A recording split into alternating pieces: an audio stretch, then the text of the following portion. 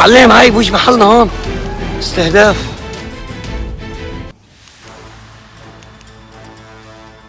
Melalui perundingan panjang dan alot yang dimediasi Pakistan, Amerika Serikat dan Iran akhirnya mencapai kesepakatan damai tentatif untuk mengakhiri perang yang telah berlangsung selama lebih dari 3 bulan.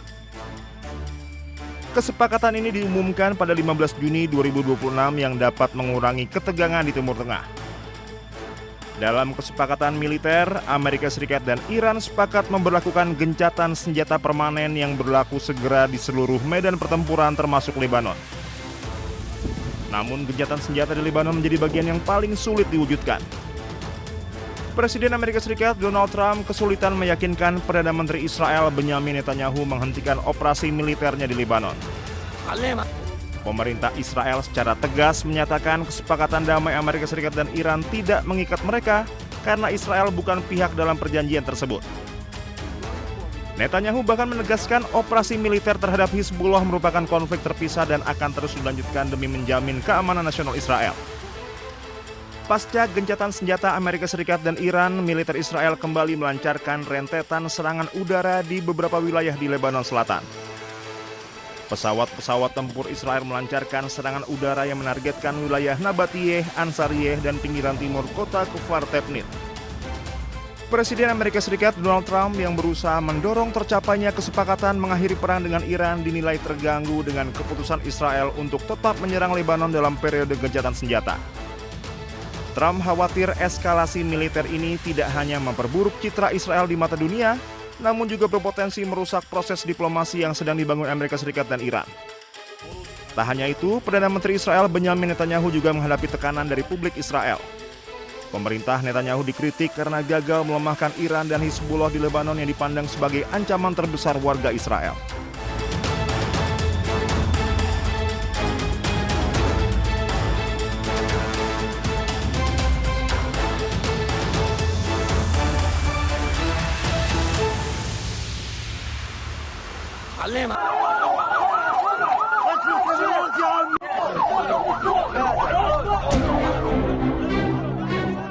Dua warga Palestina tewas dan 6 lainnya terluka akibat serangan drone Israel di sebuah kawasan pantai di Khan Yunis, Gaza Selatan pada Rabu 17 Juni.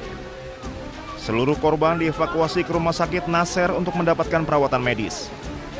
Serangan menghantam area pantai yang saat itu dipadati warga sipil. Banyak keluarga Palestina mengungsi di wilayah ini memanfaatkan pantai sebagai tempat berlindung dari cuaca panas serta kondisi kamp pengungsian yang semakin memburuk. Serangan ini menambah korban sipil di jalur Gaza. Kawasan pantai tersebut selama ini menjadi salah satu lokasi yang kerap didatangi warga yang kehilangan rumah akibat konflik dan tinggal di tenda-tenda pengungsian.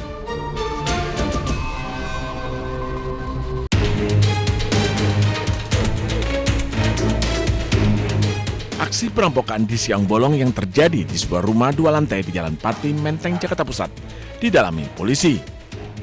Penyelidikan dilakukan aparat gabungan dari Satreskrim Polres Metro Jakarta Pusat, Polsek Metro Menteng, dan Direktorat Kriminal Umum Polda Metro Jaya. Untuk bisa mengidentifikasi dan menangkap para pelaku, petugas memakai metode scientific investigation dan investasi ilmiah. Proses itu mencakup observasi, perumusan hipotesis, pengumpulan data terukur melalui eksperimen, analisis, dan penarikan kesimpulan berdasarkan bukti yang objektif. Menurut keterangan saksi Tami kepada petugas, pelaku perampokan berjumlah 2 orang yang masuk ke dalam rumah melalui atap. Berbekal senjata tajam, kedua pelaku kemudian melukai penghuni rumah Muhammad Haikal Azhar hingga terluka parah. Mendengar teriakan korban, saksi yang sedang berada di ruang kerja kemudian naik ke atas, tetapi mendapatkan ancaman senjata tajam dari para pelaku. Para pelaku memaksa korban untuk membuka brankas. Para pelaku kemudian menguras isi brankas berupa perhiasan dan kabur melalui pintu depan. Masuk ke rumah dan melakukan perampokan, namun informasi tersebut masih kami telusuri lebih lanjut untuk klarifikasi maupun menemukan bukti dan petunjuk lainnya. Masuk ke lewat, Pak? Informasi dari saksi itu dari lantai 2 atau dari atas, dari rooftopnya. Barang-barang yang hilang ada apa aja, Pak? Kurang lebih adalah emas dan perhiasan. Akibat aksi perampokan tersebut, korban harus dilarikan ke rumah sakit. Selama proses penyelidikan, rumah korban dipasangin garis polisi. Dari Jakarta, Rani Sanjaya, iNews melaporkan.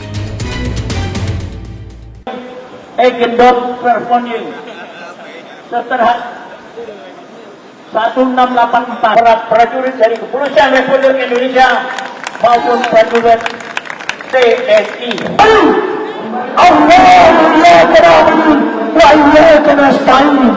Yang mana saya belum lihat mukanya? Sini Pak, maju Pak. Pengadilan Negeri mengundang Kasat Pol PP DKI Jakarta perwakilan. Sini Pak, merapat. Pengadilan Negeri mengundang pemerintahan daerah provinsi administrasi wali kota Jakarta Pusat atau yang mewakili dari wali kota Jakarta Pusat. Pengadilan Negeri mengundang pemerintahan kota Jakarta Pusat hadir. Ayo Pak, merapat sini Pak, nggak apa-apa. Dengan kokoh untuk berteriak tentang hak-hak mereka sebagai anak bangsa. Mereka berdiri dengan kokoh mengajukan gugatan perbuatan melawan hukum yang dilakukan oleh, di situ disebutkan bahwa lengkap kita gugat, yaitu Sekretariat Negara, BPN dan lain-lainnya, bahwa tanah ini tidak bisa serta-merta dieksekusi karena ini adalah milik ahli.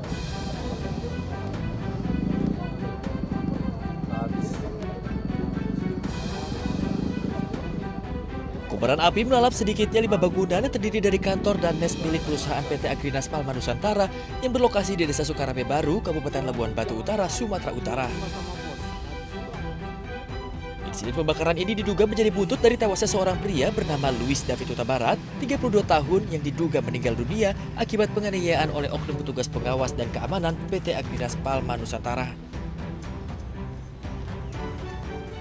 Berikan edukasi bahwasanya peristiwa ini jangan melebar, jangan membesar, cukup kita selesaikan di peristiwa tadi malam, karena kami berkomitmen TNI dan Polri melakukan proses penegakan hukum secara jelas, tepat, terang, sehingga ada kepastian hukum terhadap pelaku yang mempertanggungjawabkan perbuatannya.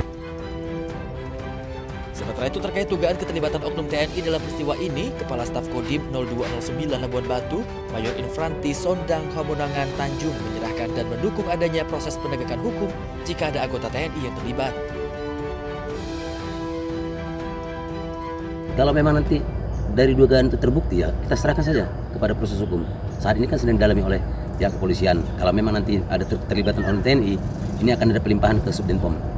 Dan tadi malam juga kita sudah bekerja sama dari Kodim, Polres, dan Subdenpom untuk mendalami permasalahan ini. Untuk menjaga keamanan, pihak kepolisian dan TNI menerjunkan 20 ton personel untuk mengamankan lokasi. Dari Labuan Batu Utara, Sumatera Utara, Radi Kurniawan, iNews melaporkan.